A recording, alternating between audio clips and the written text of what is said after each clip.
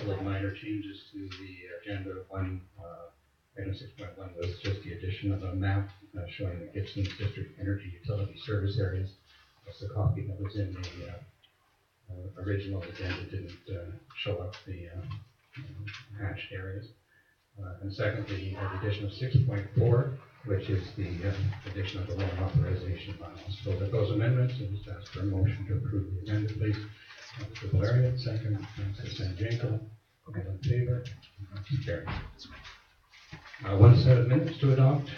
3.1, the minutes from the regular council meeting of June 20. So again, I'll just ask for a motion to adopt those minutes as well. Mr. Sanjanko, Councilor Valerian, all in favor? That's carried as well. Okay, moving into administration reports. 4.1, Director of Engineering.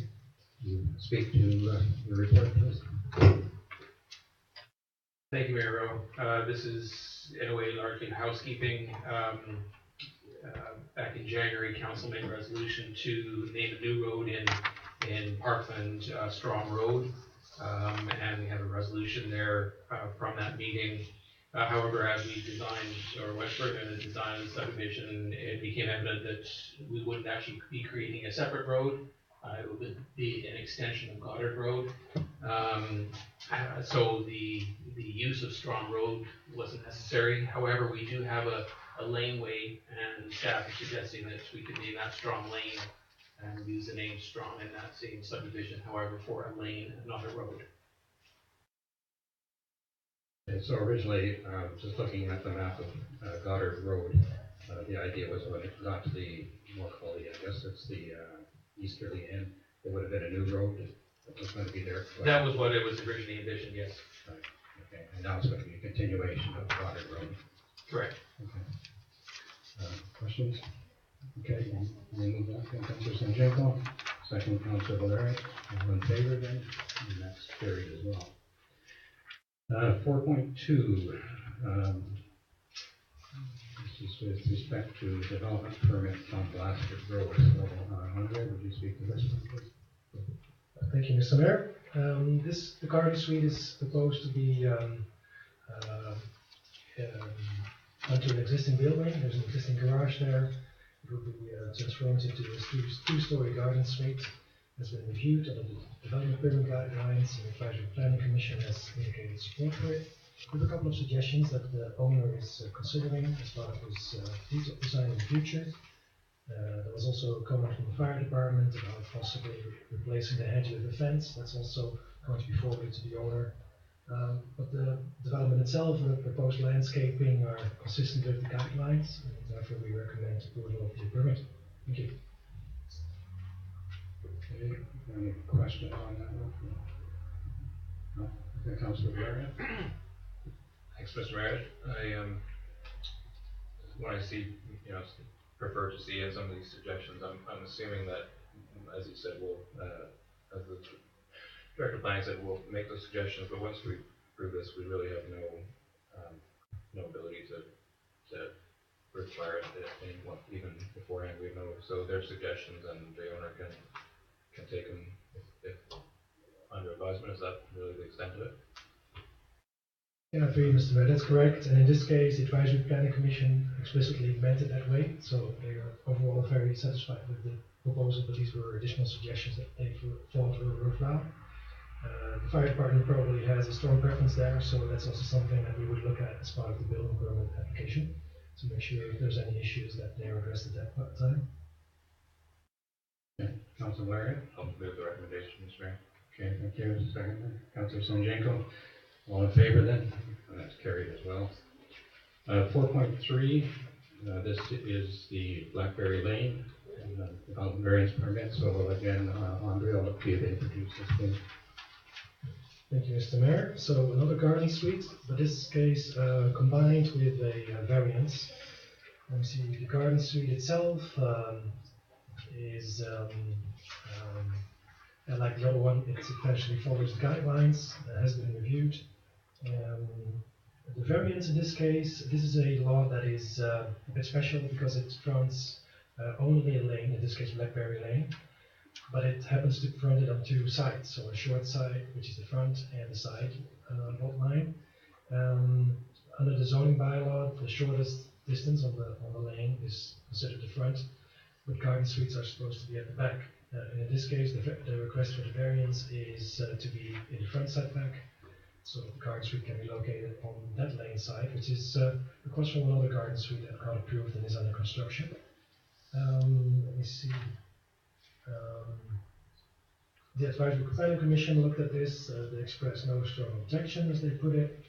There was a discussion about landscaping and maintaining existing trees, and I followed up since with the applicant and also with some of our own staff that has an arborist background. There's particularly an oak tree and a pine tree on the lane that are quite mature, and they provide landscaping in that neighborhood. However, we found that the oak tree is not very healthy, and that probably will suffocate the construction next door. The pine tree is in itself healthy, but it is not very well formed because of how it grew next to the oak tree, and the two trees are intertwined. Let's see, where did we leave this? So we also had a site visit since then, and the applicant is preferring to remove both trees, but they're proposing to replant significant trees. Initially, they were planning on including significant trees in their landscape plan, but they're prepared to do that now.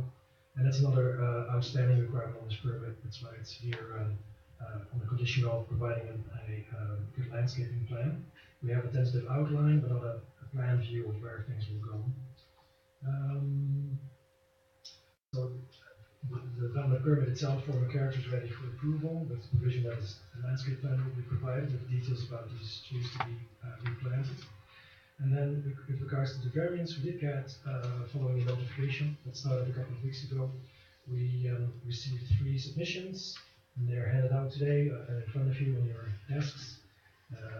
1 in support, and 2 people had concerns, and the concerns are related to crowding in the neighborhood, a little bit beyond the variance of the setback. Some of them, the 2 of them comment on increasing the number of houses on that lane.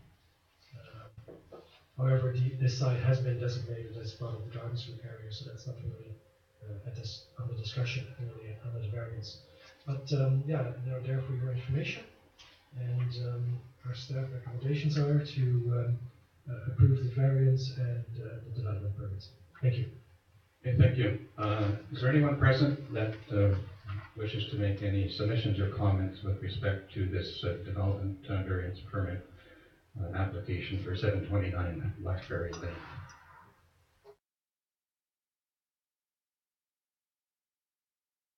And just ask one more time, is there anybody present that wishes to make any submissions with respect to this development variance permit application for 729 Blackberry Lane?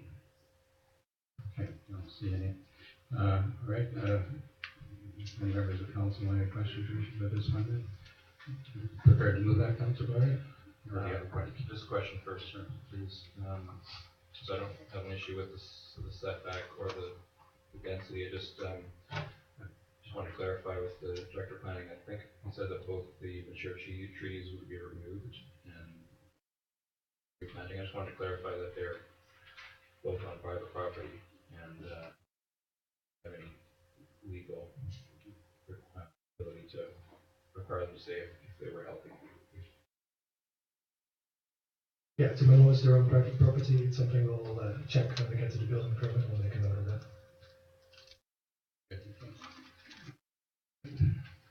Nothing else? Councilor Sanjay will move the recommendation. Councilor Valeria, second. All in favor? That's carried as well. 4.4, development variance permit for signage at Gibsons Tap Works. Again, I'll ask you to speak to this one, please. Thank you, Mr. Mayor. This is for Gibsons Tap Works on 537 Cruise Lane. They applied for a variance to the sign bylaw for 2 types of signs. One would be a sandwich board to be located in front of GPAC, the Gibsons Public Art Gallery on Marine Drive, and a second sign to allow for roof signage on top of the building.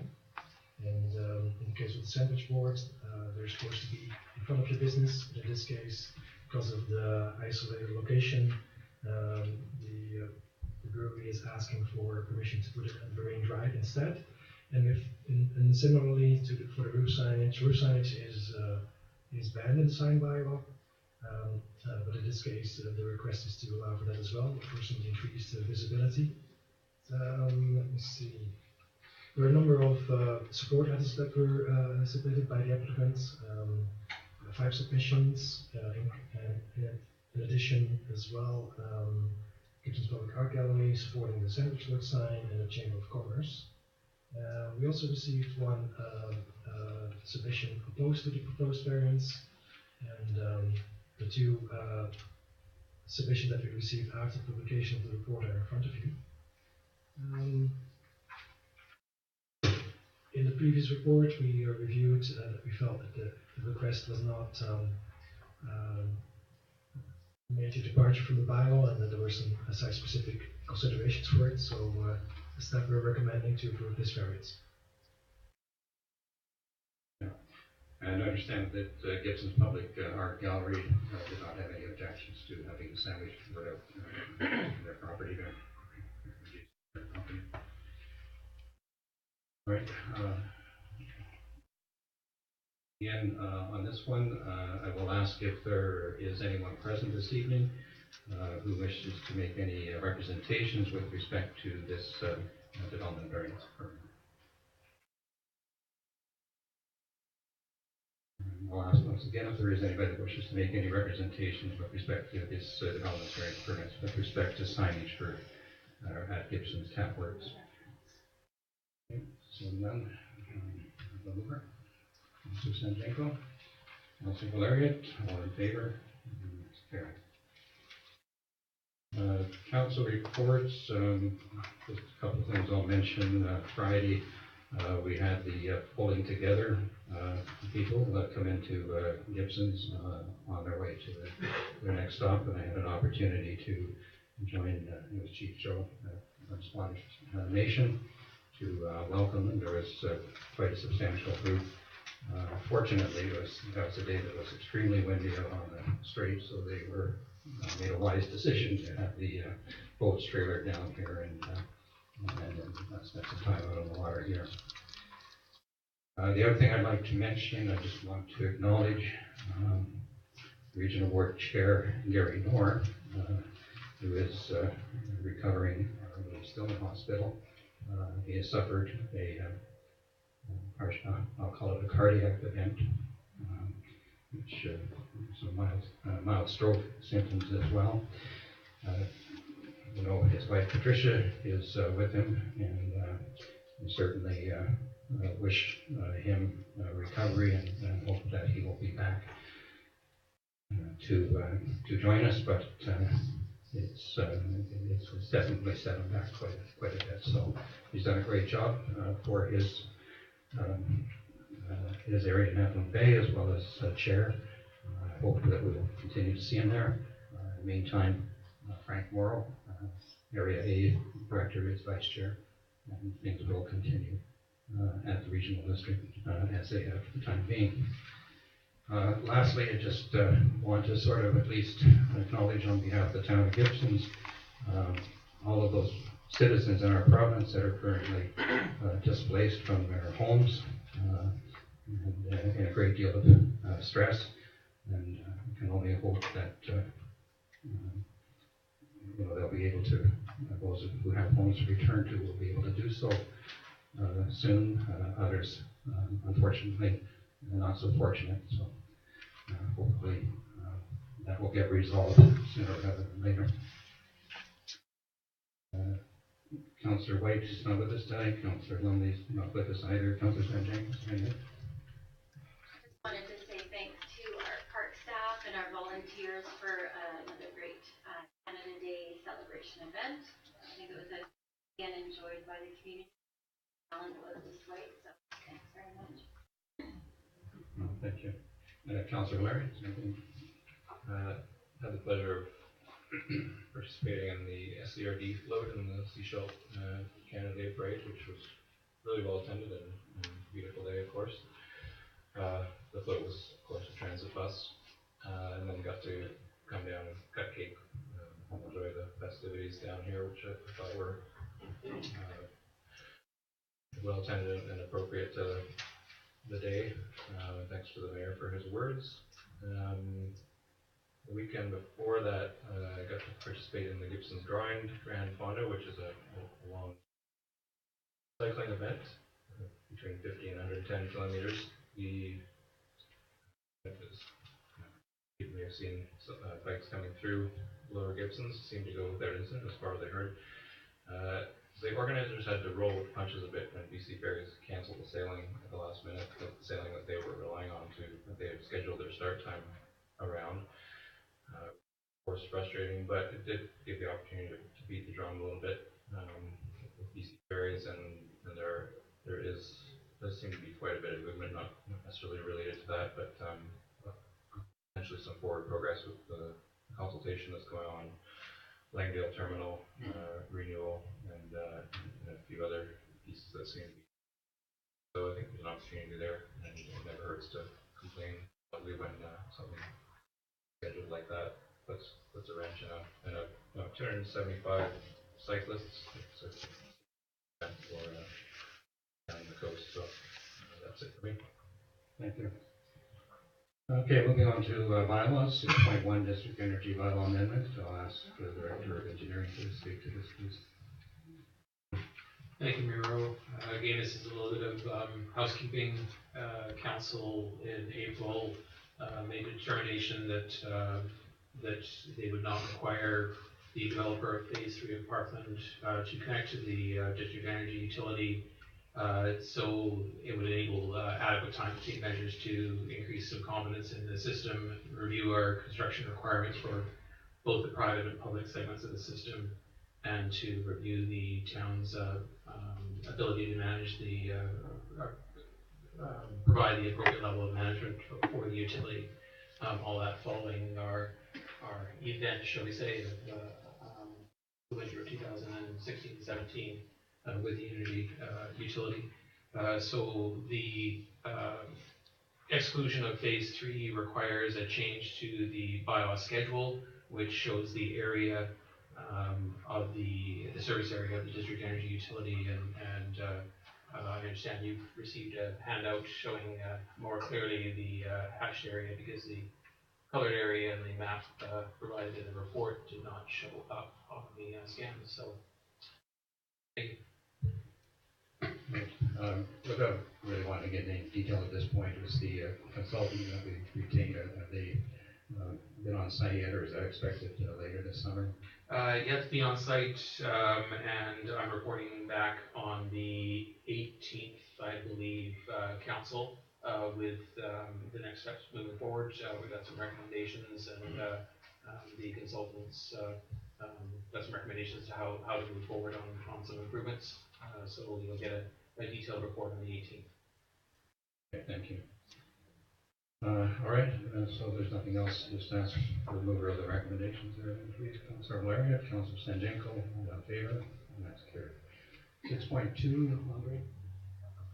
Thank you, Mr. Mayor. I've prepared a presentation, or I'm going to reuse the presentation that we also used last week at the information meeting. To give you an overview of the proposed covenant and zoning bylaw amendments for Stonehurst. Let's see. Yes,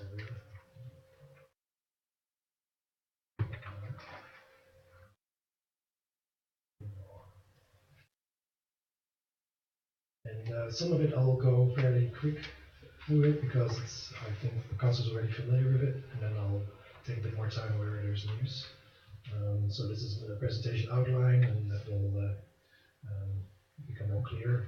The historic relevance, I think Councillor briefed on that earlier this year.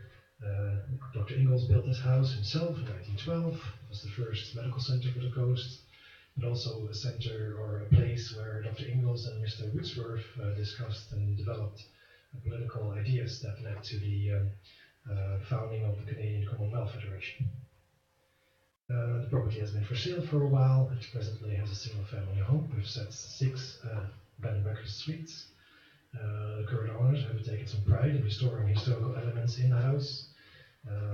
They noticed that some of the interested buyers were thinking of starting from scratch with that site, and they were concerned about that So they approached the town and wanted to see if it would be possible to subdivide this property, put some reservation on the front where Stonehurst is located, and exploring development options for the back. So that's the background of why this comes up. The site here, of course, here on the Gibsons Way, 529. To the south, 740, it says on the map, that's town land, a small park down below, and 2 parking lots. The dashed line, I'll get to that later in the presentation.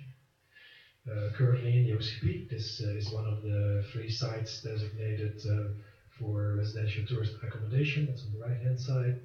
On the left-hand side, you can see in the pink that it currently has a CDA1 zone, which only allows for single family. It has very odd setbacks, and that's a zone that's, we call it sometimes a holding zone that's encouraging people to come to the town for rezoning. So in February, we discussed this for the first time, and council indicated support to start a zoning bylaw amendment process. And in June, we had a follow-up discussion, but more at a tentative level, and council agreed that if the owners would agree to protect external building elements, the town would change zoning, and the legal costs for zoning bylaw and covenant would be shared. So following up on that, I'm here today with more details. First of all, the outline of what would be the subdivision, and we took a point in the backyard on the parking lot there that is very easily definable. It also gives some separation from the Stonehurst building, and you can't quite read it, but it says 6.6 meters. That's from the back of the building. That's where the line would be between A and B. And lot A would be the property that contains Stonehurst, and lot B would be a development property. We also completed an architectural review in May by Terrell Mullock, and he described and recorded what the elements are on the outside, also on the inside. And on the outside, we're talking about extensive use of wood, exposed wood, most of it in original state, maintained of course. Wood cladding, wood windows, doors and trim elements. Each story has a different particular type of cladding. Those are key distinct features of this house. He also worked on guidelines that would be part of the covenant to ensure and specify how things would be retained. So these are the three elements of the preservation that we're looking at today. Architectural guidelines, a restrictive covenant that requires a development permit review process, and a zoning bylaw amendment that has certain setbacks that basically frees the building in its current footprint. Starting with preservation guidelines, we talk about what is the current massing of the building, how that is maintained. It talks about style of roof, the presence of dormers, overhangs, shed roofs, the porch in front. Of course, the wood elements, wood structure. It also outlines some voluntary options for the interior features, such as layout, elements of original flooring that are still present, more wood elements, of course. And so the guidelines for the exterior are part of the requirements on the restrictive covenant. The second leg of the protection approach would be this what we call preservation covenant. It states that a development permit would be required for any changes. It refers to the architectural guidelines that I just summarized. Demolition is prohibited. There's the sharing of the legal cost that is added in there. And improvements, infrastructure improvements as part of the subdivision would be delayed until the project will be realized in the future on the back portion. And the third leg of the protection would be a zoning bylaw, a comprehensive development area zone. Number 4, Stonehurst would be called a sub-area A. It would have residential use, but also tourist accommodation use, which reflects the current use. There's certain technical exemptions around bed and breakfast, because the current use doesn't quite fit the current zoning bylaw. But the setbacks, they reflect the existing footprint, and the height limit, by lack of knowing exactly how high the building is, we added the regular single family height, which must be close to what the actual height is. For the back portion of the property, in this new proposed zone, there will be townhouse use and apartment uses allowed. A specified maximum of 6 residential units, which is based on similar multifamily zones in the town. and that's based on floor and the lot area. The setbacks are relatively narrow, and that's because the site is narrow itself. But the front setback is actually quite generous, and that's meant to ensure that there's a good separation between whatever gets built there and the Stonehurst. And the height limit is from the multifamily zones. Talking about the building envelope and the setbacks, this is specifically only that back portion. You just see the corner of Stonehurst at the right, lower right corner. So that back parcel, you see the lighter blue is the whole parcel of Lot B, and the darker blue in the center, that would be the building envelope where somewhere a building could be built, or buildings. We wouldn't expect that whole area to be filled with a building, because there is also the need for space for parking. In the Gibsons market, you don't see underground parking built a lot, so that I wouldn't expect that here. But you can see that the setbacks, 3 meters on the sides and in the back, are fairly narrow, and at the front there's 7.6 meters. And in addition, we have the separation on the other side of the lot line, 6.6. So in total, about 15 meters between the Stonehurst building and the closest possibility for this for the back portion development. So those are the 3 legs of the protected preservation. Oh, and then there's one element to the multifamily back portion, and also something that the owners are very keen on. There's 2 options for access, really. One down to the existing property and existing driveway. But if it's 6 units and the bed and breakfast in there, it might be quite busy. So the owners have requested if the town would commit to providing an easement over the town-owned land there on the lower left side, probably over the pavement of the current parking lot. The upper one is penciled in here. And that would be a right to pass over town land to gain access for vehicles to this back portion. And that's another proposal today in front of you to see if council supports that. So today is July 11th. You have a zoning bylaw in front of you, covenant, and a request for the easement.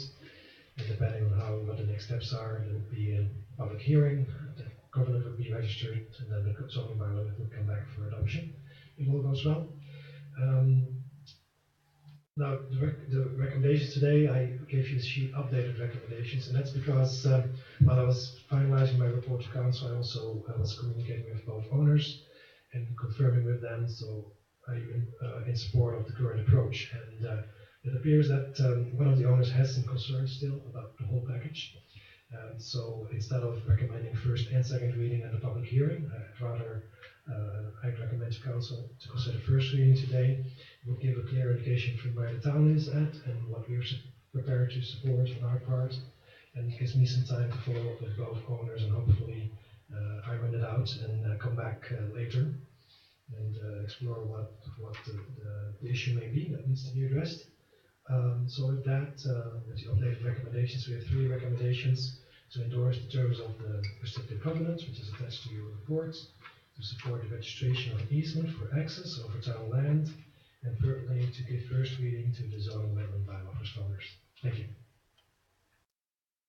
Thank you, Andre.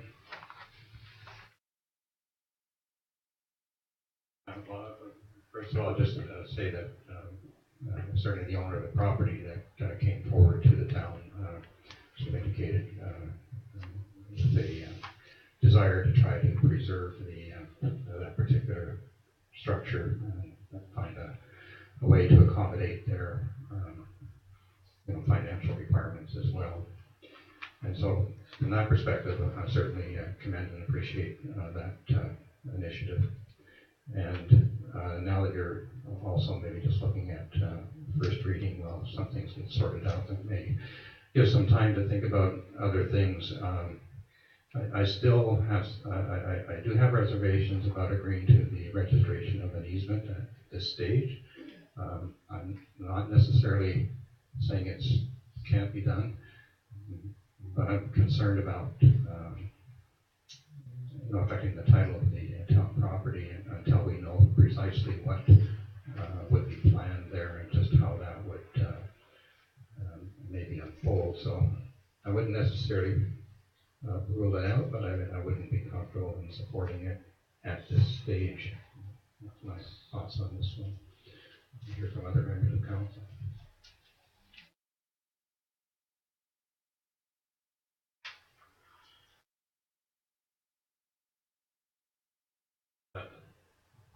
Remember the mayor bringing this up. Remember you bringing this up, Mr. Mayor, when we talked about it in committee. I understand the caution around it. I think if we move this whole recommendation, we would be exercising that caution. Maybe hear from staff if we just remove that. What do we give first reading? What business to move that agreement into? I think it would make it more challenging to reach an agreement with the owners, because this is something that they find really important. So, if you're concerned about it, I wouldn't advise for that.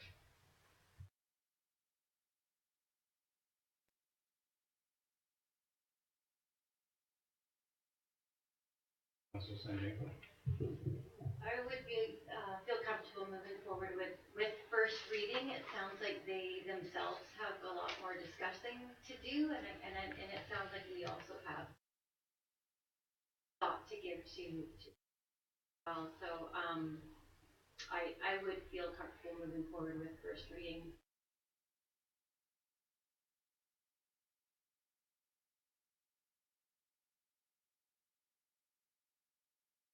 So what perhaps we'd be suggesting here is that when the report be received, that we would endorse the terms of the proposed restrictive covenant and give first reading. And don't indicate to the proponent that it's necessarily a non-starter around easement. It would depend what it looks like, what what was going in there, and just how we might manage that, because at this point, we're not really sure how that property might ultimately be used, and it may be still possible, even if even if we were looking at it as some sort of public parking facility, that there could be a way of accommodating an easement through there. But I wouldn't want to just sort of see something that's sort of blanket and suddenly affects the ability to develop the town property, or if there's a need to do so. So we just left that one out, and with that caution to the owners, I would be prepared to move that. Councilor Larry? Sorry, just to clarify, you're moving the first and third? Receiving the report, endorsing the terms of the proposed restrictive covenant, and giving first reading.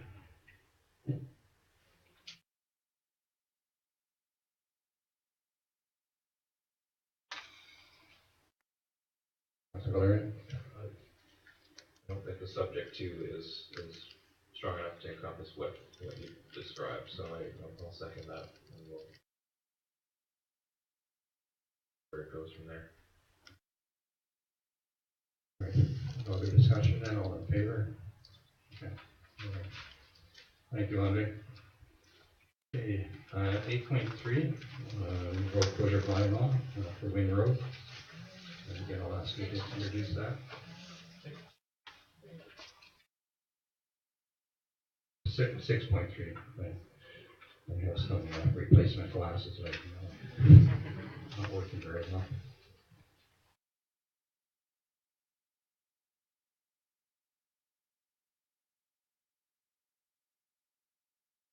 Thank you, Mr. Mayor.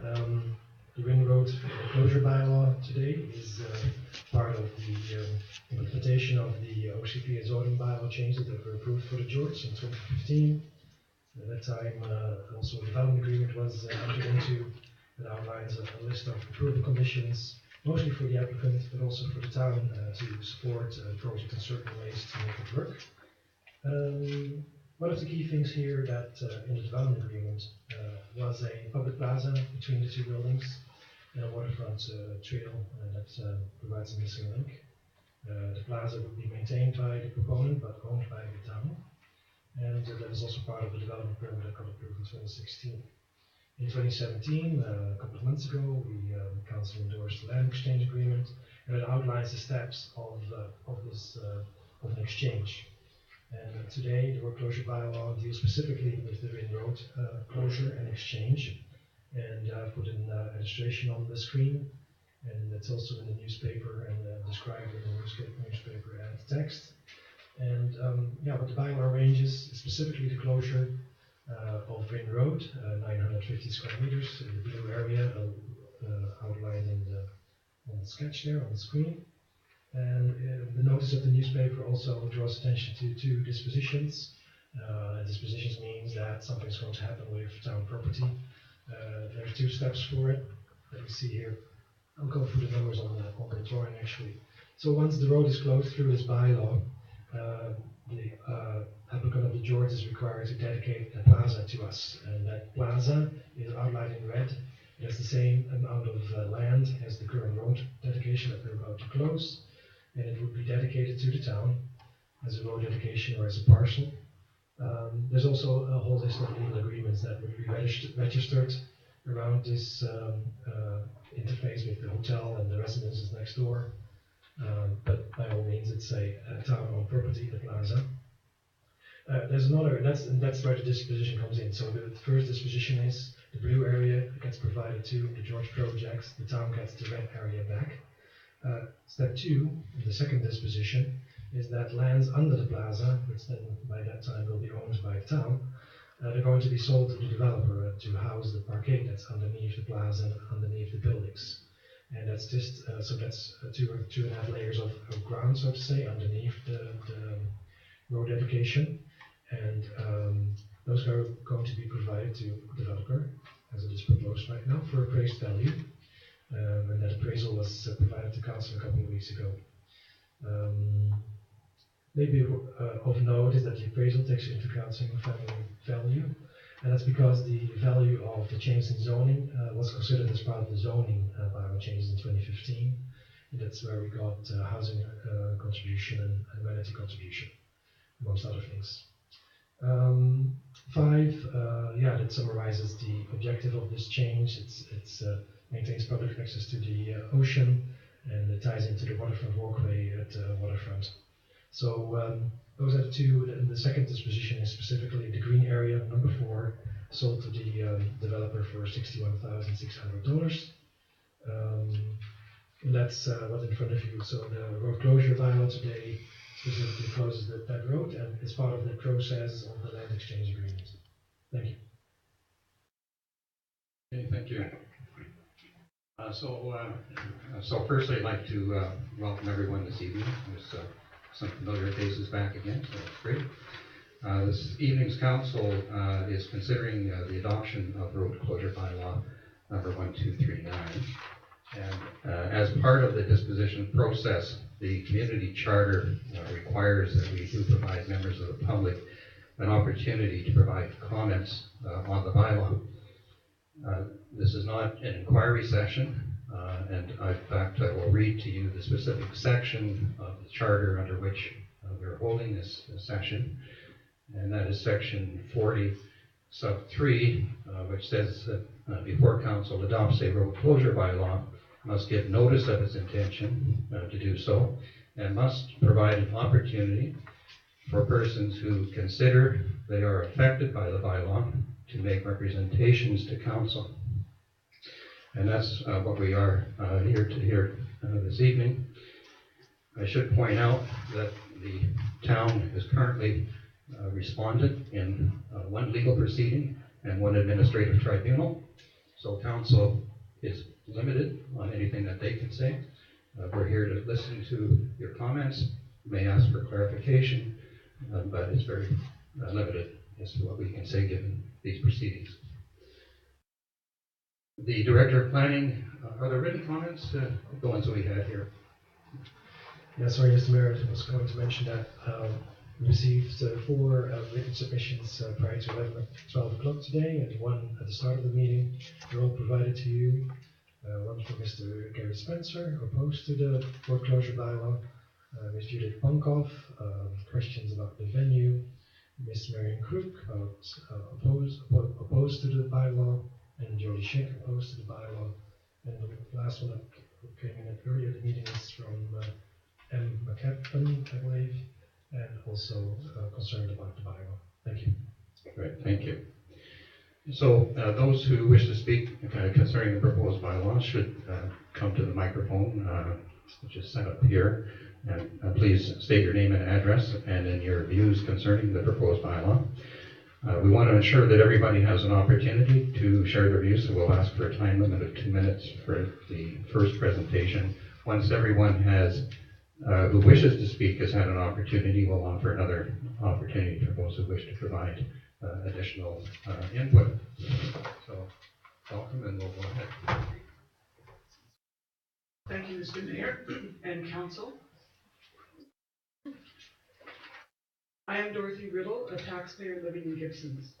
As you know, I have an active complaint before the Human Rights Tribunal filed in June 2016 against the Town of Gibsons, stating that the elimination of vehicular access to the Gibsons waterfront would eliminate the ability of persons like myself with hidden mobility disabilities to access the waterfront and enjoy all that the harbor has to offer. Persons like myself with hidden mobility disabilities can walk, but only a short distance. In my case, about 12 meters, without serious health consequences. The route to be walked through the proposed hotel from underground parking to the waterfront is 4 to 5 times that distance. I raised the issue of access with Council in October 2015 and May 2016. But the town showed no willingness to discuss accommodation in the development design. Council approved the design without even asking the developer if it could provide a design option that would accommodate those of us with hidden mobility disabilities by maintaining vehicular access to the waterfront down Winn Road. My complaint rests on Section 8 of the Human Rights Code, which states that you must not deny me access to any accommodation, service, or facility customarily available to the public, and that elimination of vehicular access down Winn Road to the waterfront constitutes discrimination based on physical disability, and therefore constitutes a violation of Section 8 of the Human Rights Code. In Moser versus District of Sechelt, the tribunal ordered that the District of Sechelt rebuild a portion of the Davis Bay seawall because the design created a hazard for those with physical mobility disabilities, even though the design complied with all municipal bylaws and standards. Taking guidance from Moser, the town faces the real possibility of additional expenses and cost exposure if the Human Rights Tribunal later finds discrimination contrary to the Human Rights Code and orders changes to the design to accommodate those of us with hidden mobility disabilities. As both the complainant and a taxpayer, I respectfully request that the town await the outcome of the Human Rights Tribunal complaint before adopting this bylaw. There is no urgency to passing the bylaw, as other necessary permits still need to be issued before construction could proceed. I further suggest that the town use the intervening time to ask the developer for alternate design options which would leave vehicular access down Winn Road intact. As you know, I have taken the initiative to submit a design concept that would enhance Winn Road to be a horizontal rather than sloped road, accommodating parking underneath and including a roundabout at the waterfront with parking and a bench looking out at the Gibsons Harbor view. While the Town of Gibsons has made an application to have my complaint dismissed, the complaint process is still proceeding. The town is creating additional exposure for us taxpayers if it proceeds with passing a bylaw to close Winn Road to vehicles based on the current design while the human rights matter is pending. The more prudent course is to await the outcome of the human rights complaint.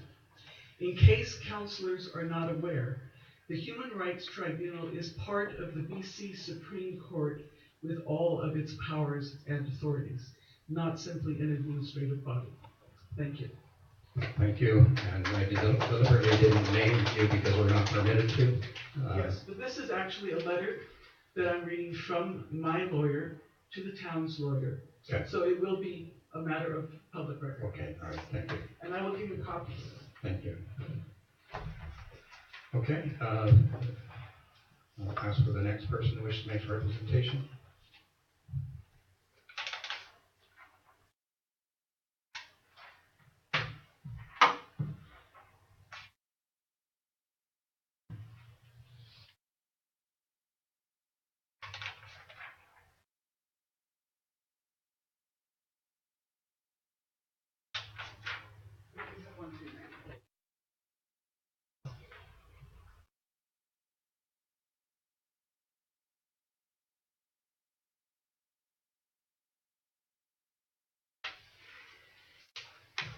Right. My name is Marcia Timbers. I live on Winn Road.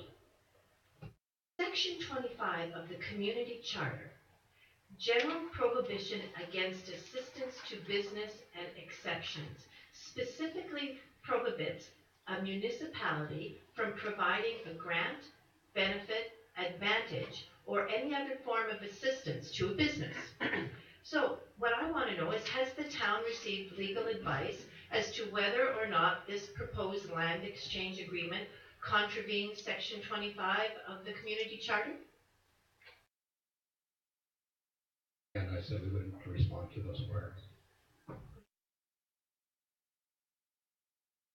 Thank you. Okay, anybody else who wishes to make a submission?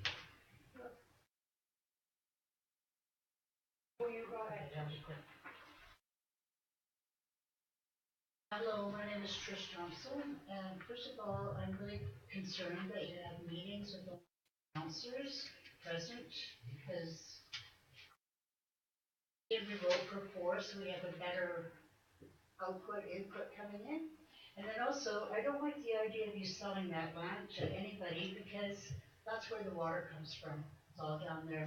How do you know what they're gonna do with that land? Is they take the water because you sold them the land? I don't even think you've realized how much water a hotel is going to use, and we basically don't have enough water. So maybe think about the water instead of the George. Okay, thank you, Ms. Thompson. Okay, anyone else?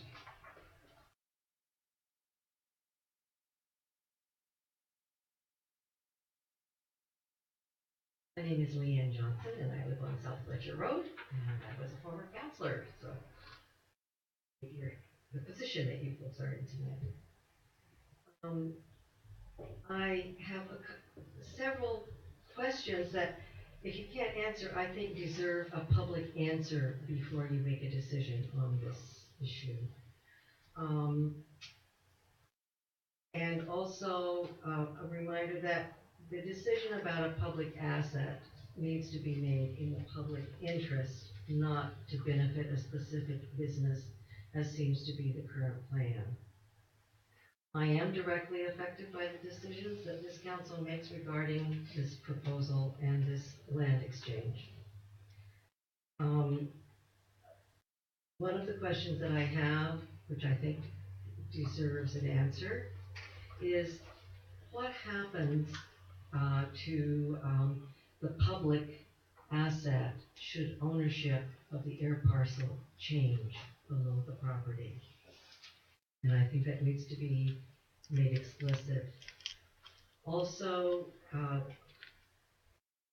except for perhaps a few Romans and Egyptians, few buildings last forever, and yet our town is immortal.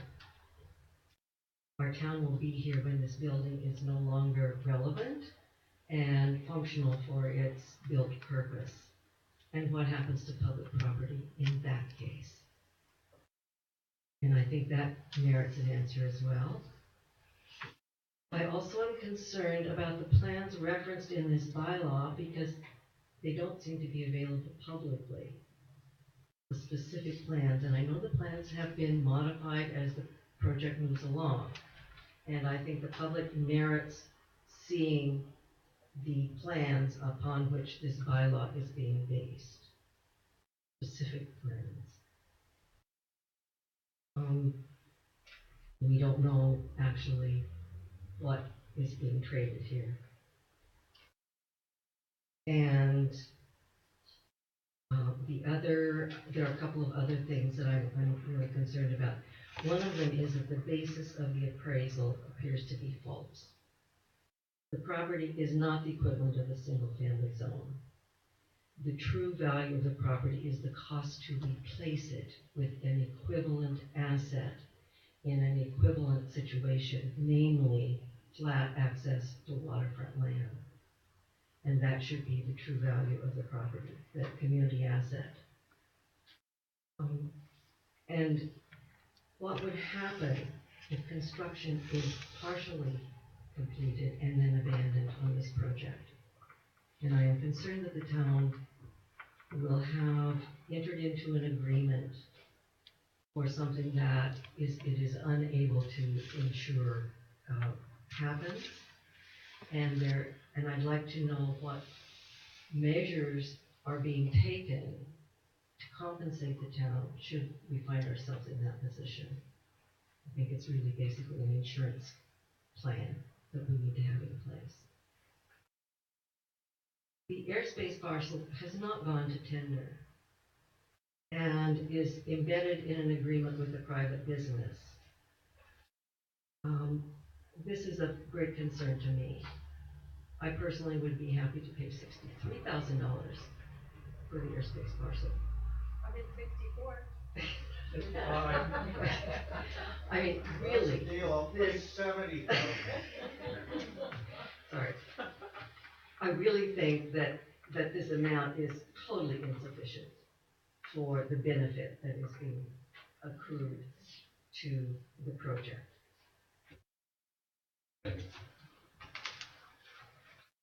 We have another speaker.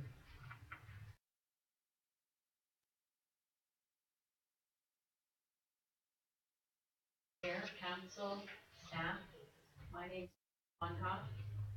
I live in Gibsons at 628 Glen Road. And I'm a taxpayer in Gibsons. I am affected directly by bad deals with the town. So, if we're not getting enough money for this, then we're short of money for something else. So, I have a question, I have many questions, but I'll limit it to one. Why are, sort of one with some parts, why is the town not doing this sale and purchase in a fashion that we all understand? I personally can understand a sale and a purchase. I get it. But I'm having a difficult time with the exchange thing, and I know that in our bylaws we have an exchange thing because if we're taking away waterfront, we've got to provide waterfront. But I'm not buying this part at all. I think we get the plaza no matter what. I mean, maybe we don't have it in our name, which I think would be better for the town not to have it in its name, because that brings in a whole bunch of legal ramifications I don't even want to think about because I'm not, paid to do that. But let me just say that I think that this arrangement is makes it very, very involved for lawyers forever, and also for taxes. I don't get it. 61,600, does that just mean that's the tax base for that area, or what happens? Like, it all is so confusing. So, that's my comment, and I'll leave it to that. I'm not for this arrangement at all. I think we would have that plaza. Thank you. Okay, thank you, Ms. Malkoff. Anyone else? Good evening, Mayor and Council. My name is Michael Storr. I'm a citizen of Gibsons, and a taxpayer, and I live at 400 Stewart Road. I was a builder in my former life, and I got interested in the plans as a builder. I tried to find the plans that somebody mentioned today, actually, before this meeting. I did find a artist rendering of the project. And my understanding of the artist rendering is that we have a plaza in the center of a development. Now, I've spent time in Italy and Spain, Plaza is a Spanish word in origin.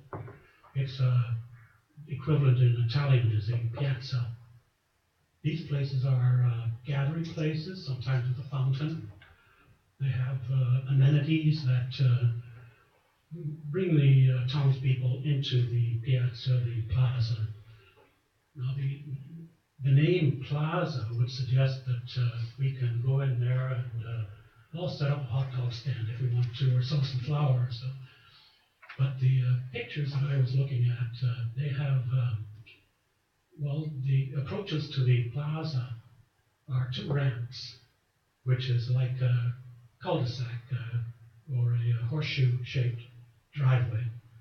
Swings around, and I guess it's one way. Serves as the hotel and I guess you could get out of there and go up the ramp. There's a ramp that snakes up towards the lobby area.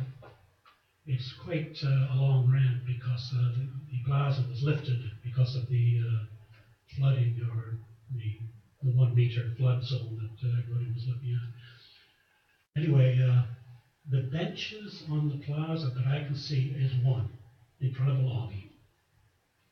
So the rest of it is a row of planters running down the hotel front, which would block off the, I guess, some kind of a blocking off of the hotel from the pedestrian plaza. And the left-hand side shows some wall structures above the driveway to shield the, I take it to shield the condos from the pedestrians, right? So that we don't have any pedestrian being able to get into the condos. So in finishing this, I would just like to say that the name plaza, in my estimation, is a misnomer. That I, as a citizen, am going to lose an ability to take a walk down Winn Road to the ocean. And I have done that with my wife. We have some kayaks that we have launched in that area. Although I'm not a kayaker usually, but I do it. And right now, the design shows not a plaza, but an alleyway between two buildings that is not conducive to doing anything that you'd normally do in a plaza or piazza, as far as I can see. Thank you. Thank you, Mr. Starr.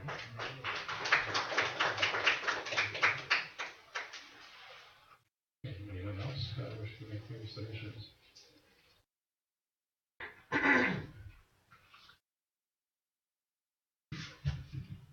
My name is Roger Swickus. I've been a citizen of Gibsons and a taxpayer for the past 16 years. Thank you, Your Worship, Mayor Winn Road, and those of the council that have decided to be present today. I have three main concerns. I have several more, but I have three main ones. One is the economics of this project.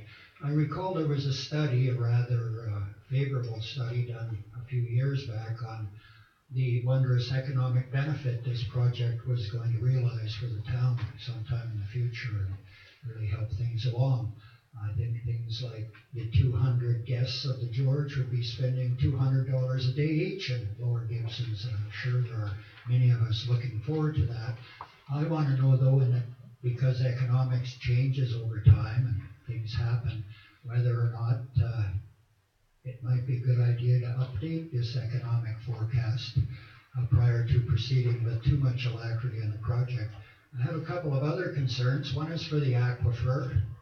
I see a proposal for a couple of levels of parking to dig underground underneath the area, I guess, where the hotel is, and they're going to go a couple of floors down. I have some concerns because there's an aquifer in that area, I believe, and it may be affected, and I haven't really seen that addressed to my satisfaction. And it also is my understanding that the hotel is being built on a contaminated site, and I don't believe that this problem has been adequately addressed either.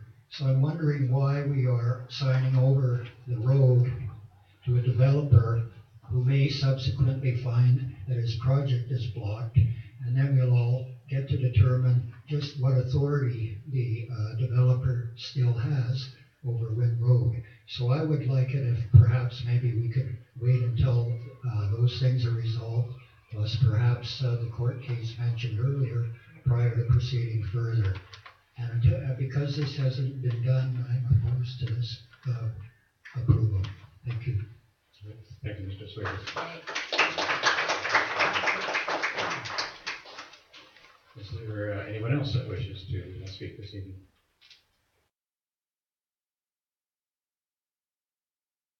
Hello. My name is Suzanne Singer. I don't reside in the town, but I do feel like I have an interest in my community. There are a whole lot of issues with this land exchange agreement from my perspective. I agree completely with what Roger just said. There are remediation problems that haven't been addressed.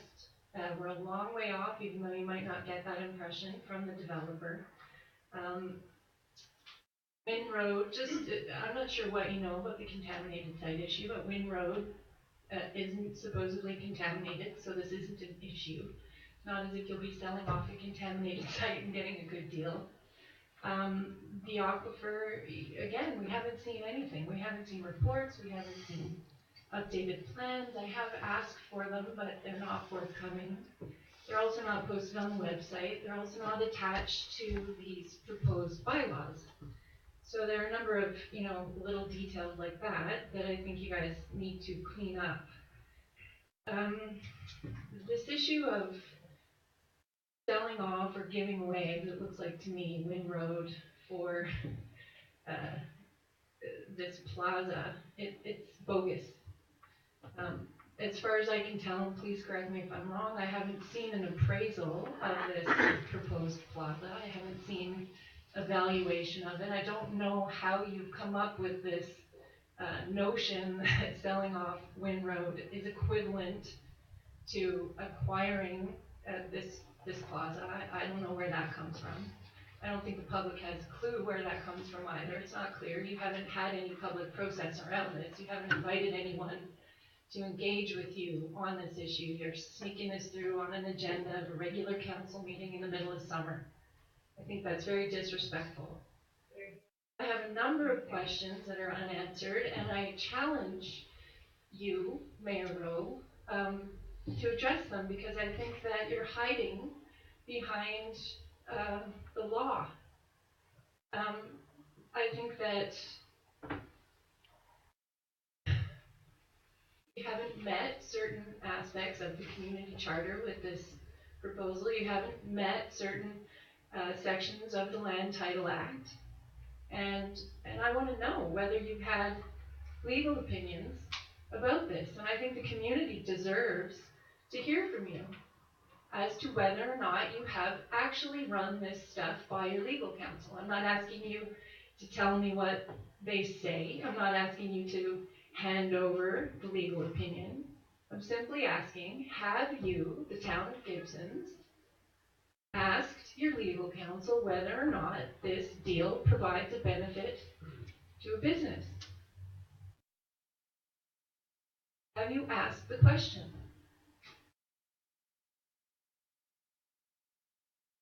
Ask the question. You're here to make representation, Ms. Singer. Please go ahead. Already answered you way in, asking any inquiries this evening. Well, it's very disrespectful in my view, and it raises concerns and questions about why. Why you refuse to answer these questions? Why the convoluted deal? Section 75 of the Land Title Act, requirements for subdivisions, requires that if the land subdivided borders on the ocean, access must be given 20 meters wide to the body of water. Winn Road is ours. We should sell it for fair market value based on an honest appraisal, not this bogus appraisal that ignores the real value of the property and the zoning of the property. The plaza should be valued, should have its own appraisal, should be subdivided by the person who owns the property, which would be the developer and sold to the town. And through that process, the owner of the property would owe the town 20 meters access to the ocean. We don't have to buy the plaza. It's owed to us. It's owed to us as a view corridor. It's owed to us as highway access. And it looks to me like this convoluted deal, this land exchange agreement, is intended to allow the developer to get out of having to give that land to the town.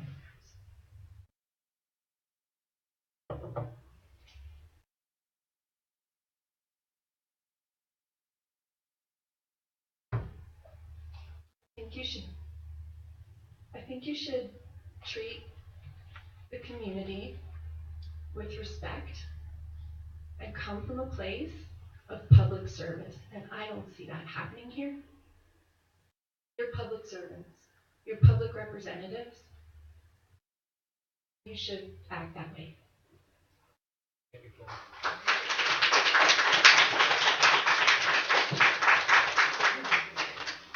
Okay, anyone else wish to make any submissions this evening?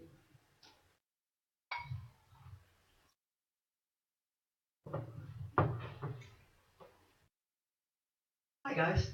I'm Heather Geel. I live in Roberts Creek when I'm home. And when I'm not home, I'm house sitting in various places, usually, I'm very frequently actually in Gibson's Landing area, not too very far away from this, within walking distance of the marina and the seawalk. And so I've got a couple of questions just for clarification, and I'll probably direct them at Andre because he would probably have the answers. And they were brought up from many of the previous things that were said here. Is that okay if I do that? You pose the question and we'll see whether that's addressed or not. Sort of clarification or something. Okay, the first speaker was talking about disability access, and saying that, you know, if you can't drive your car right up to the very edge there, then that's not a good thing. And I can understand that could be an issue for some people, but are there any actual plans for the layout of the parking area that's going to be developed underneath there available for looking at this point? Yes, we have an approved development permit that's available on our website from the design drawings that were approved last year. Okay. And it shows how you access the parkade and how you get to the waterfront.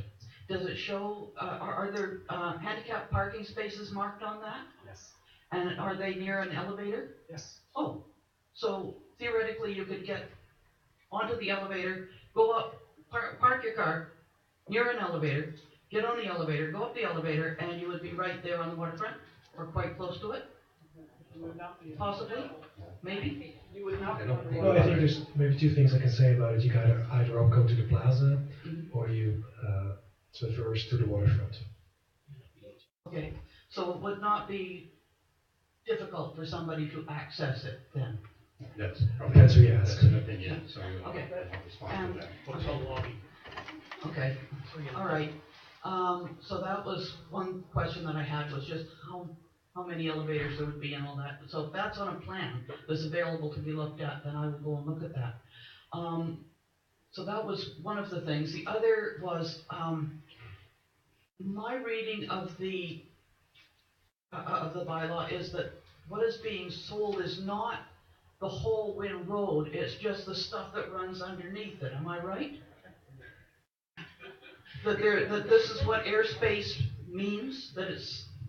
Okay, so I think the clarification here is there is an exchange of surface area. Mm-hmm.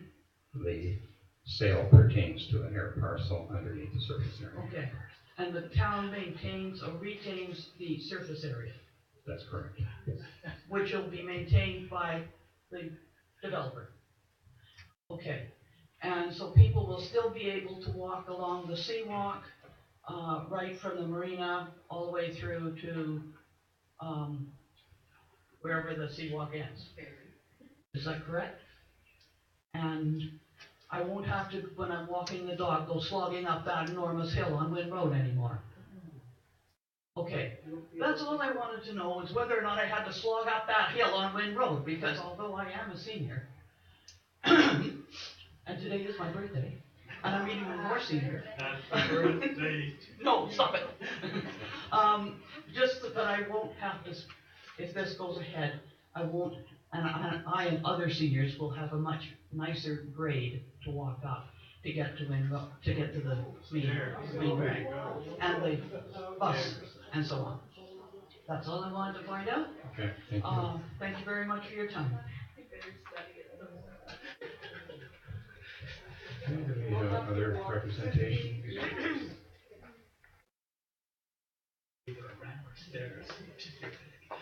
My name's Heather Kahn. I live in Roberts Creek, but I have launched my kayaks here in this area for 17 years since I've lived here. I have a question for you, Winn Road, as an individual, not as the mayor of Gibsons, whether you will or are benefiting in any way financially from this land exchange agreement. No.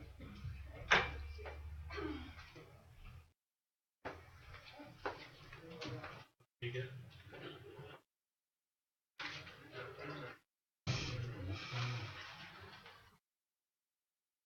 this position, it's very intimidating. I'll do the best I can.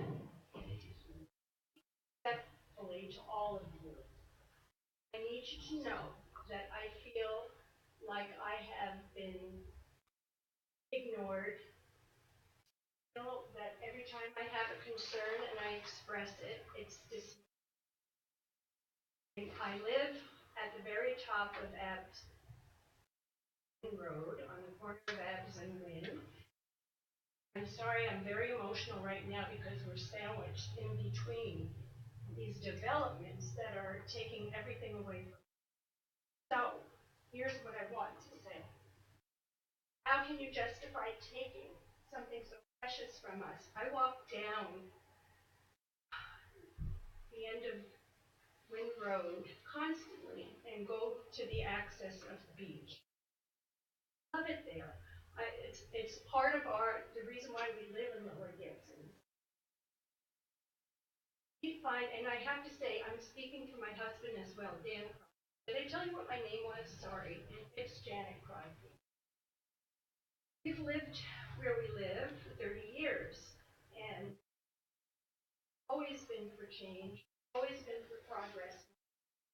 But we're not for this kind of change, and so progress. This is, it's a monolith of change. It's too much. It's too big. It's too everything. So let me get back to my notes. Sorry. Get focused. Finding ourselves in the position again of things being taken away from us, the residents of Lower Gibsons, not given to us. Please realize that our protest are only because these things are taken from us. Don't feel the benefit from it.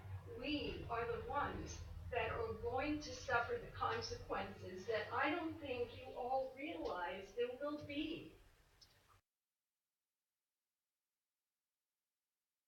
I feel like our concerns have been pushed aside with no regard to these negative impacts on us. We pay our taxes. I pay our taxes early. We're good citizens. We look after our property. We're good neighbors. We do all the right things, and it seems like all the wrong things are happening to us. We're facing obstructed views. We bought our home, not for the home, believe me. We've changed everything in our home to make it what it is. It wasn't our home. It was the view. It was the location. It was the ambiance of where we live. It's what we made it. Our blood, sweat, and tears. There'll be traffic congestion on Abs and Winn between what's going on down there and what's going on behind us. We're going to be in the middle of a traffic jam all the time. It's already a danger zone where we live. If you know what I'm talking about, Mayor Rowe, you know what I'm talking about. You live on that road. I can't tell you how many times I've seen people almost get hit. The noise. Oh my goodness, the noise. I've created my garden to be a peaceful haven. I'm looking forward to noise, pollution, light pollution at night. As to our aquifer, we're all concerned about water, and then we're putting risks to something that's so precious. Our environment. We're not supposed to be spraying poisons in our garden. I swear I don't. And yet, we have a situation here that we're going to risk our environment as well. We asked for the George to be lowered. It went higher. It went higher. I can't understand that. And it's going to impede the views of the people who live there. Does that count for anything? That's what I'm wondering. I'm really losing faith here. We asked for the protection of our aquifer and the safety of our environment. We asked for a realistic traffic study. And you can't tell me it's not going to be crazy. Now asking to keep our Winn Road access to the waterfront. You may trust the developer, but I don't. I really, really don't. He doesn't have the same feelings that we do about where we live. He will own it. I don't care what anybody tells me. He will own it. And he will do with it what he wants to do with it. Maybe not right away, but it will happen. So it will no longer be ours. Please, I beg all of you to think about this. Enough of this confrontation. Enough of this. Just think about the people who live in Lower Gibsons and cherish it, love it, and have made their homes what it is. Don't sell us out again. Please listen to us. Thank you.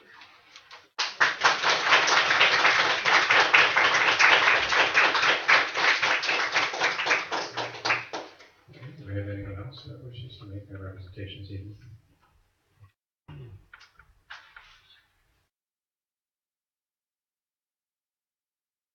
William Grady, I live at. I object to this bylaw for the reasons already. I suspect the developer for the George has demanded council value Winn Road as an asset. It's sad to see you act.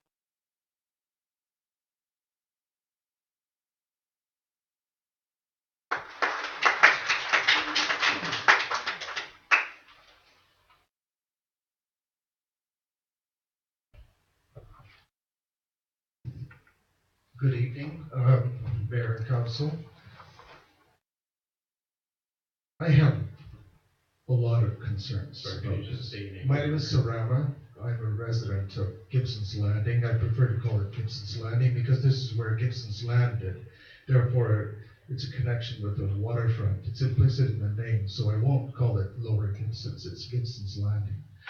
That connection to the waterfront is key to this community. And using other terminology loses that perspective. So we live at 765 Winn Road. I walk up and down that hill every day, and I see that beautiful view every day. It is the only reason we bought where we did. It's the only reason we designed the house that we designed, the way we did it, where we put it. Were it not for that proximity to the water, the walkability of this community, some of you may know how much the sea and water is important to me. Were it not for that, we would never, ever have considered buying the property that we did. It is why we're there.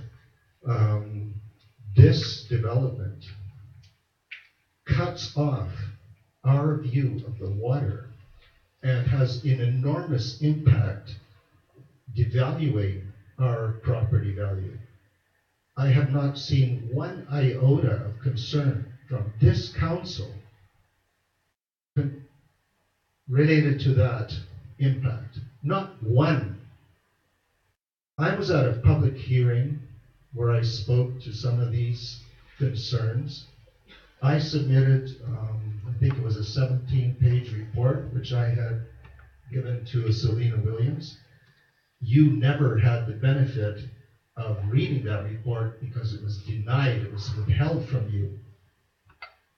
I made a complaint to the ombudsperson's office regarding this, and I'm sure you're all aware of it.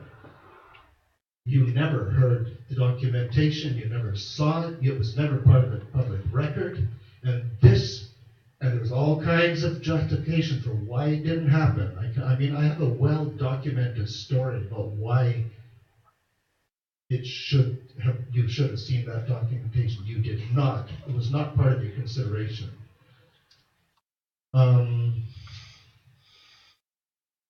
As far as this supposed, this is being sold as an improvement to the view. That's how it's being sold. How you create two twin high-rise towers on the waterfront and that improves people's view is frankly absurd. It's the only word to describe it. It's absolutely absurd. Even your supposed view corridor there does not line up with Winn Road. It's offset. You can see that clearly. I mean, any damn fool can see that.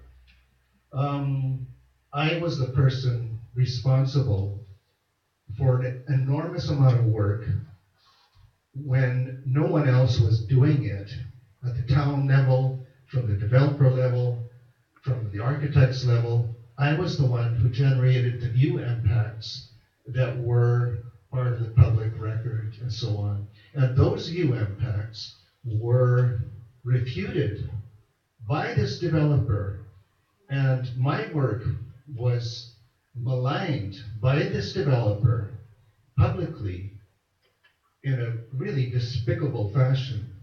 The town did nothing to refute the developer's claims. Later on, it came to be acknowledged that my work was actually very, very accurate. None of this was considered when you improved form and character. And here we are at this stage where we are sort of slipping this minor little detail, under the rug at the last moment, because really it's sort of almost inconsequential. And I know I'm running over 2 minutes. I don't care. This is my opportunity to speak. You have taken so much from this community with the way you've handled this situation, so much from myself, my wife, our neighbors, and I'm going to run over 2 minutes. Thank you very much. This property is being valued, frankly, you're giving away for $61,000 and whatever. Now question yourself for a moment. Is this development viable without Winn Road being given to the developer? Think about it. Is it viable? Can you do this project without the developer being given Winn Road? You're not answering questions tonight, fine. I'll tell you, no. It cannot be developed without the developer getting Winn Road. Okay? So let's be clear about that. So then, what is the value of Winn Road, considering that context? You are cheating the public of Gibsons by doing this, and you've had to, I don't know how long it took you, a year, 2 years, to develop this very convoluted transaction. The more convoluted you make a transaction, the more words you use. It is used to obscure truth, not to reveal truth. And this is exactly what you have done here.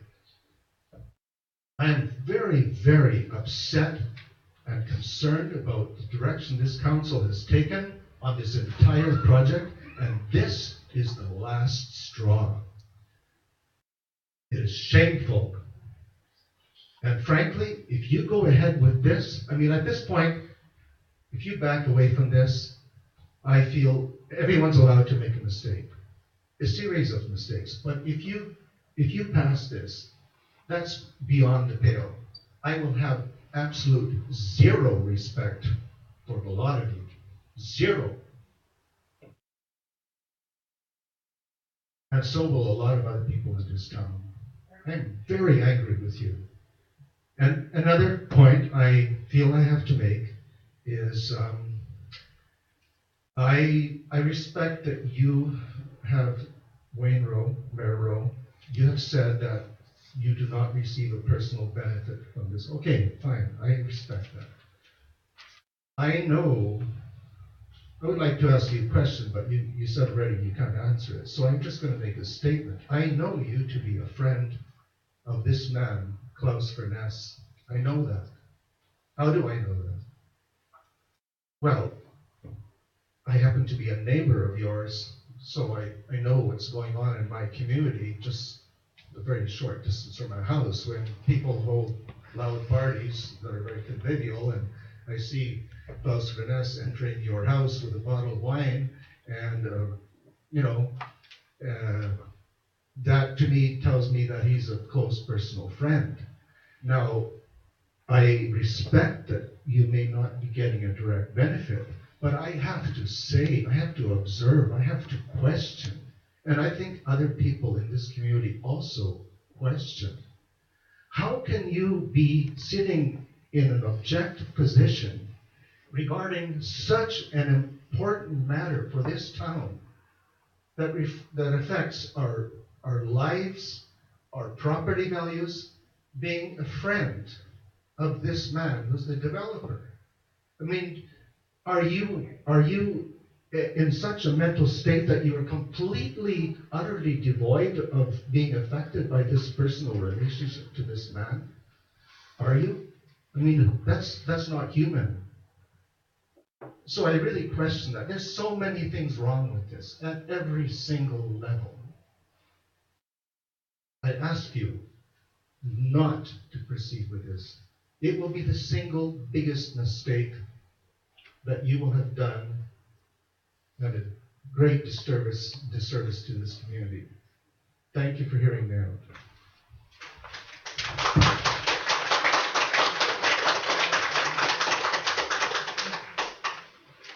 Okay, any other representations?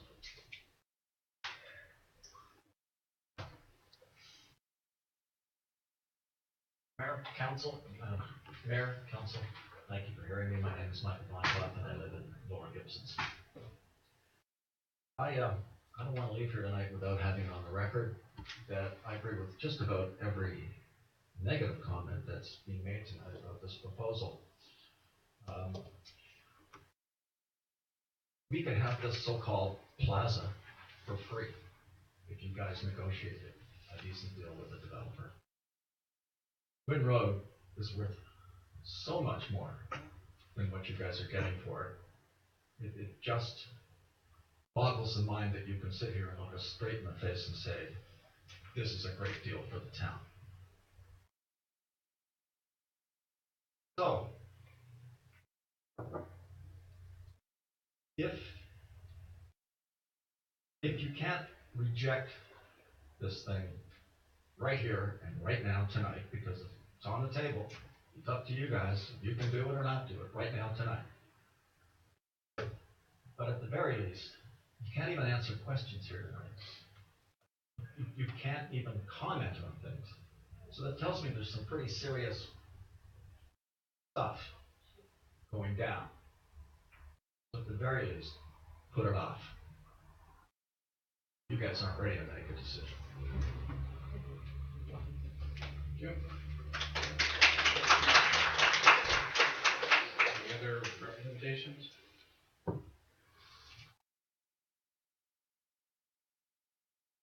My name is Reiner Borkenhagen. I live in Lower Gibsons. I've been a resident of this community for at least a dozen years. I don't see this development as negative a way as representatives today. But it saddens me that there's been such polarization, there's been such emotional outbursts about this, and it's dragged on for as long as it has, become a lot more complex because of that. The one comment I do want to make is I support what a previous person did say here, that whatever the council decides, it would be a good idea to have it subject to the project actually going ahead. If this land transfer goes ahead, then it is a good idea to have a backup in case the actual whole project doesn't go ahead. A comment, thank you.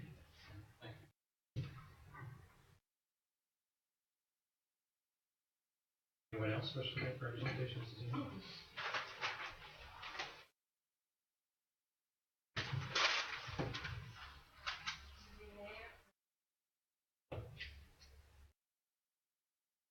That the Georgian great deal of interest. It was Sorry, unfortunate. you can just say name for the record. I'm Jim Powell, I'm a taxpayer in Gibson. It was unfortunate that council's notice and that over a holiday long weekend. Held in mid-summer when many townspeople can be guaranteed. No ethical counsel in the past has employed such. I also note that the illustrations provided with the notice are, like all other illustrations of the project provided by the town and the developer, wildly out of scale, minimizing the heights of the hotel and condo buildings, which are in reality the equivalent of 12 and 10 stories high, respectively. And I have no illusions that council intends to listen to us people here tonight. I have a record of ignoring input from qualified and other knowledgeable contributors. Taxpayer who will be affected by the financial dealings between the town and the Fernandez, nevertheless like to go on record as objecting to the giveaway of town assets to this.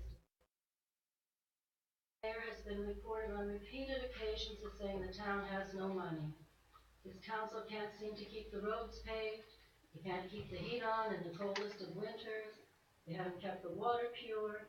They can't even keep it running in the central drinking. Those basic things taxpayers expect of their council. All elicit the same refrain from the mayor: the town doesn't have enough money. Yet somehow money can be found to subsidize the developments of dubious value to the town and its people, George among them.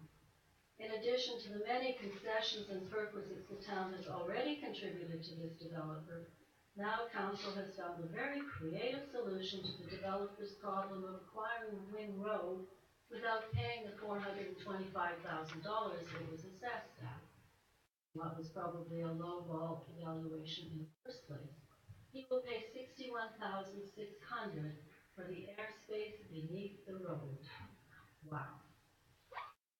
Developer will build a 7-foot-high plaza off Gower Point Road, extending back to the waterfront, and allow the townspeople to use it. Will we be able to use it 24 hours a day, 7 days a week, year-round, as we can now use Winn Road? If so, is this access assured in perpetuity? Will people with mobility problems or parents with baby strollers still be able to roll down to the water? Will we still be able to haul our canoes and kayaks down to launch at the waterfront? What about the view corridor? Standing on any corner at the intersection of Winn Road and Gower Point Road now, I can look down Winn and see the waterfront and boats in the harbor and the breakwater and trees in Keats Island. Faced with a 7-foot structure, all I will see is sky. I can look up and see sky virtually anywhere. That is not a view corridor. I will be personally affected by the loss of the view corridor, and I object. As for the 2- or 3-level parkade under the proposed plaza, why is council not waiting to learn whether the aquifer will be interfered with by excavation? What about the geotechnical assessment? What about the environmental assessment? The site is seriously contaminated. What are the implications for spreading toxins? Are there protective covenants attached to this agreement preserving the people, the water, and the land from harm?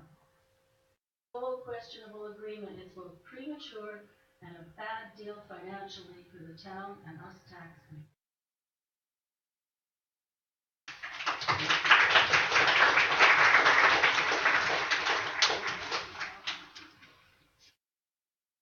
Any further representations this evening?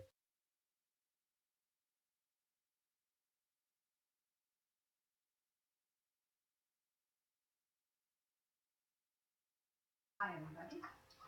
My name is Darianne Lynette, and I live on Older Spring. I just wanted to go on record because, like, this whole thing has been so upsetting to me. Like, just in that I inquire about the aquifer, and then I'm assured that, oh no, we have professionals on it, no problem. But what happens if the water gets contaminated with this whole endeavor, and then we have to actually bring water in? Like, have we even looked at anything to do with any of that? Like, to me, that's part of the reason why I'm in Gibsons Landing, is because of that. And it's just like, it's like shocking to me that people in council can sit and not respond or not even look, at the person speaking. Like, it shocks me. There, finally, it's like, honestly, that's how I feel, because I like to learn and grow and communicate, because that's what community does. And I've had none, and I've reached out to the town wanting to, but there's nothing. And now I feel like this, I thought 425,000 was low, and now it's 61. It's like, let me buy it, because I can't, seriously. It's really, and so all I want to do is I want to be on record saying I'm completely against this. Thank you.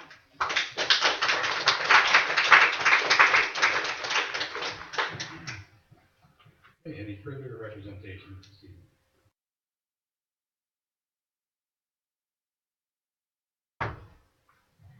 My name is Kenji. I live in Gibson. I'm mayor and council. I felt I needed to take a lady before needed to be honest, because that I am opposed to this proposal. One of the reasons is that I just do not trust the process where you do. That was a few years ago, we had a proposal. It's called survey. And we did many hearings, and after all that was turned down because of the reason was height was too high. That was 65-foot height. Now we are looking at over 100 feet. And also, why this is allowed now, and also way the whole process, many meetings, hearings we've done. I'm sorry to say, Mayor, I think you failed. As mayor, you are the leader of the town, as council as well. You are the leader of the town, and you are the one supposed to bringing people, bringing community together. You failed. Instead, spread community over this process. And so many ways that I just cannot trust the way you do. That's what I want to say. So I oppose this proposal. Thank you.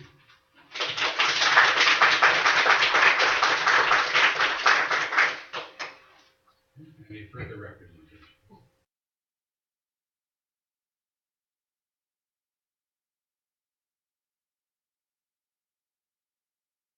Any further representation?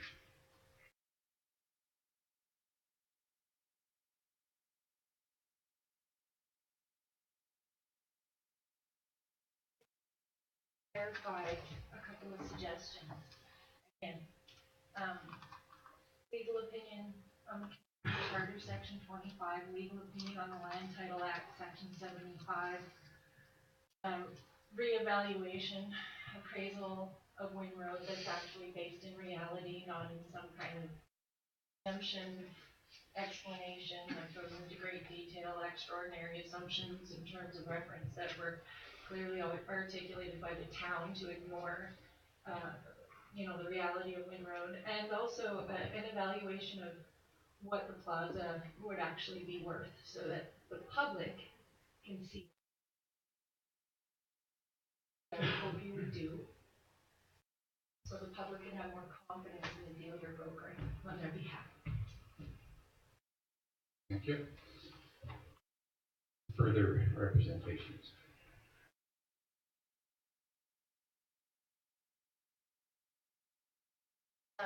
Mayor, Council, I need you to. I actually have something, an inquiry on another thing, and I just want to make sure you don't close the meeting before I make the inquiry, because this is part of inquiries right now. Is that where I'm at? No, we're not in inquiries. All right. Okay, any further representations? For the last time, any further representations? Okay. All right, so the bylaw that's before council is set out in the agenda that council adopt the Town of Gibsons road closure bylaw for Winn Road. A lot of comments heard this evening didn't directly address the specific topic that we're here for, which has to do specifically with the closure of Winn Road. Many of these are items that were heard and addressed through the public hearing process almost 2 years ago. One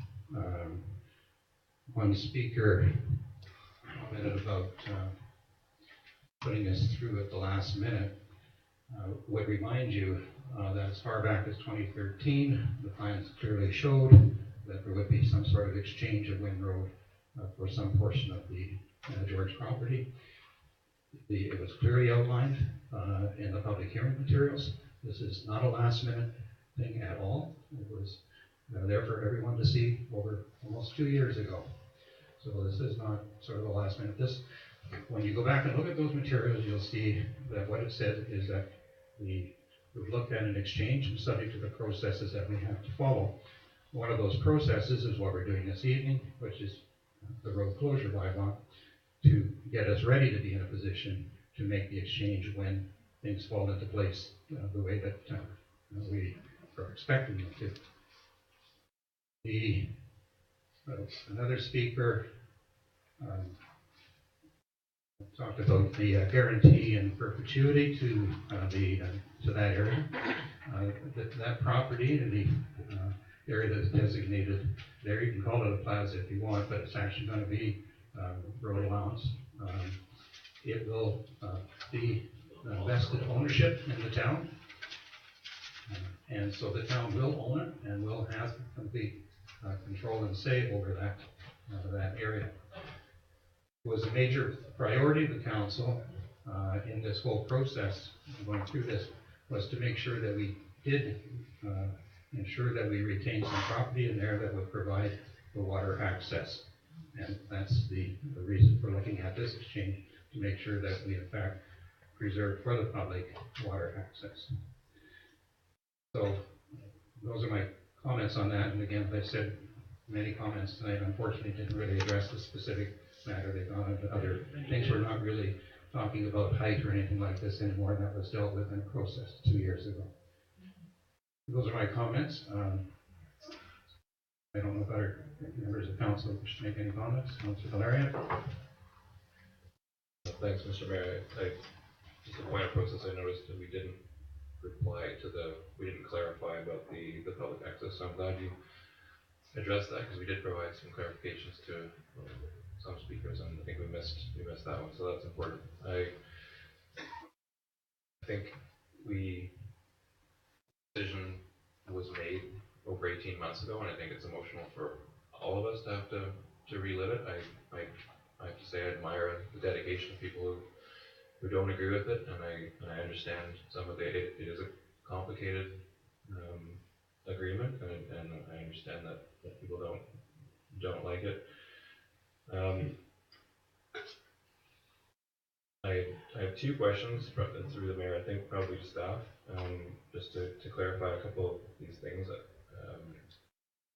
First of all, I mean, it makes sense to me that that underground arcade space would be worth less than and at grade. So to me, that appraisal is legitimate and is done by a qualified appraiser. We've heard a lot about giving away road dedication. That we're selling it for nothing. We should be getting it for free. I just want to clarify what it would take to, once we retain ownership of this plaza, what would be required for. I can't imagine why any town would do this, but if it were, what would be required for that to happen? Because I've heard speculation that it could be done by one person unilaterally. That doesn't make sense to me. So I just make sure that's clear. And I've got one more.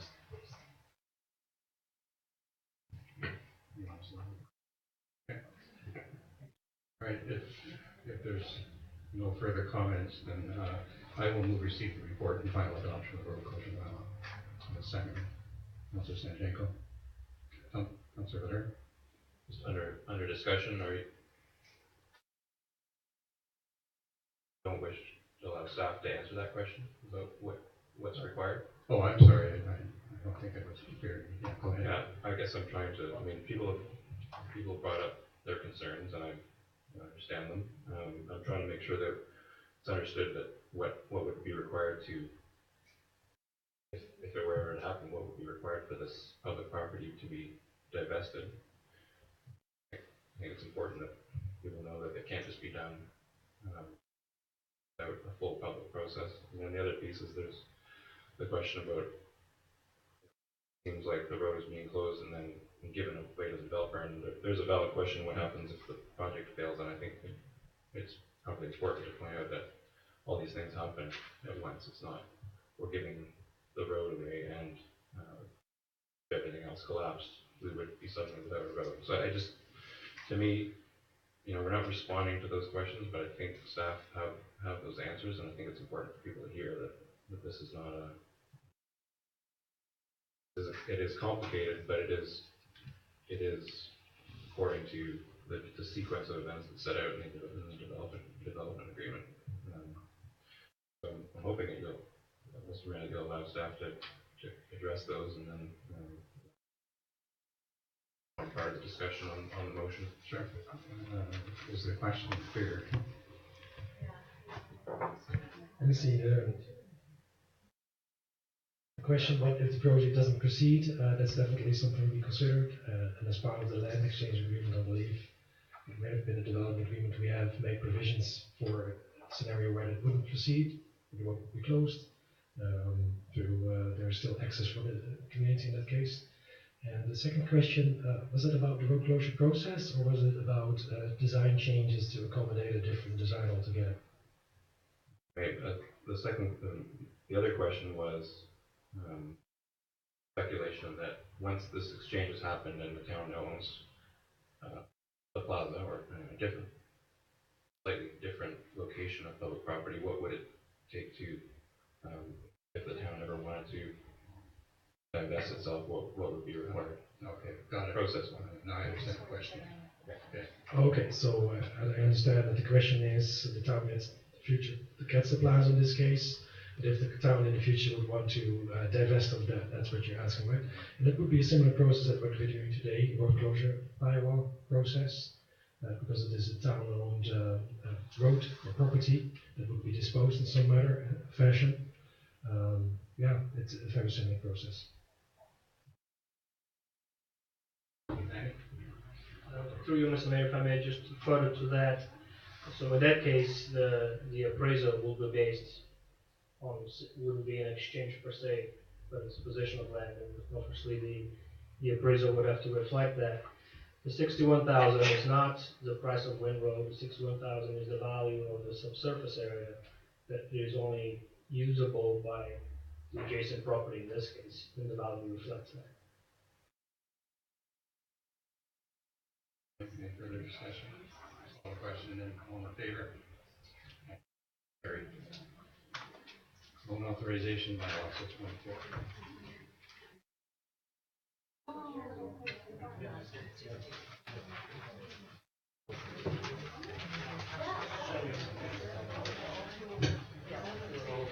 Go ahead. Thank you, Mayor Rowe. Give me a second here. Multitasking. So you have a report before you, results of the alternative approval process that we just completed yesterday. The alternative approval process was used to gain the approval of the electors for council to proceed with adopting a loan authorization bylaw that will allow you to borrow almost $1.8 million to fund the capital improvement program. So the approval of the electors is deemed to be given if less than 10% of the electors register opposition. 10% of the electors in this case was 332 people, and we received one registered opposition. So we are deemed to have received the electors' assent, and if council wishes, they can proceed with adoption of this bylaw tonight. Okay. Moved by Councillor Sanjanko, second by Councillor Valeria. All in favor, and that's carried. Those are funds that hope to be used to make some improvements at Farmers Beach, some paving in some areas, but more importantly, piggybacking onto a grant, hopefully provide better pedestrian and cycling access along Gibsons Way from roughly Bells Lane up to North Road. And then obviously we have a significant replacement of water mains in that area. Part of that which is paid for by the grant. Correct? That's correct. So should we vote on that? We did? No, okay, yes, we did. Okay, thank you. Yeah, okay, inquiries at this point? Mr. Bancroft? Mayor, council, staff, I just have an inquiry about the Stonehurst. So I had the pleasure of coming here and coming to a information meeting where there was the mayor and Andre and 4 people. And I commented, this is the summer, a very bad time to have this hearing or this information thing. So I took home all the papers and I've gone through them and I've compiled a whole ton of questions, and I'm not going to bore everybody with these right now. I'd like to submit them. I guess I'd just like to ask one question out of them, and then I'll give the rest one to Selena and etc. Just so you have them on record, all my questions about this proposal. I don't live close to Stonehurst, just for your information. I just am very interested in what's happening in Gibsons. I happen to be quite well-rounded about my concerns. So this one is about the actual look of this place and the subdividing of the lot, and that I would love, if you're going to develop the back of it, that the townhouses look like the Stonehurst, and it actually really is, you know, it works for our community. So that's what I would like. And I guess that the question is for Andre, what size will the building lot be? Because it doesn't look very big to me. I actually got the measurements, I wrote them down, but I haven't done the math. And how big will each unit be if there's 6 units?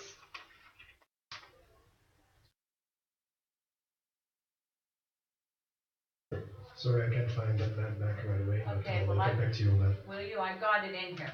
And in terms of the unit sizes, that we don't know, right? It depends on whoever makes a design for that site. The parcel itself is around 700-800 square meters, so it's comparable to a typical single-family parcel. So it's a relatively small site for apartments or townhouses. So somebody will have to work hard to make a good proposal for a site like that. It's very difficult. It's a small lot.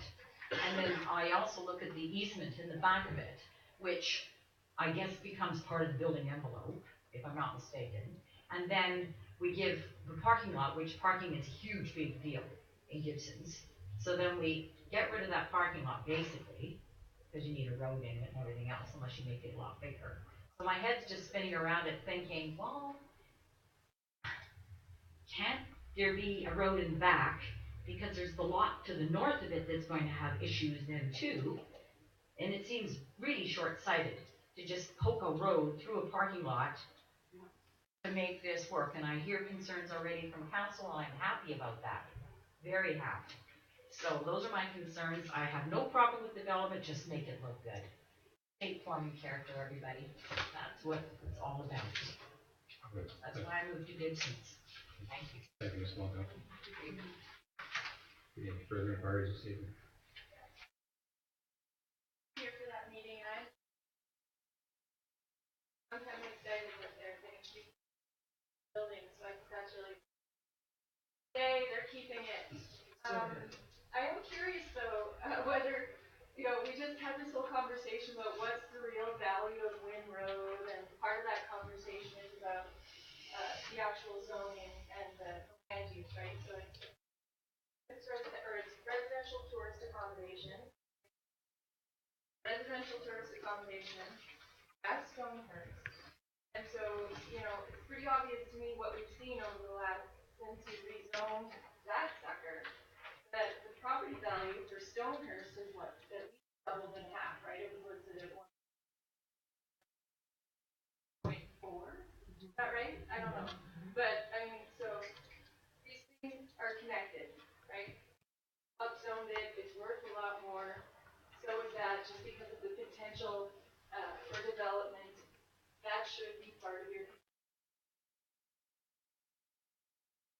Thank you. Any further inquiries? Not, I'll ask for a motion to adjourn. Councilor Blair, Councilor Sanjanko, all in favor, it is carried.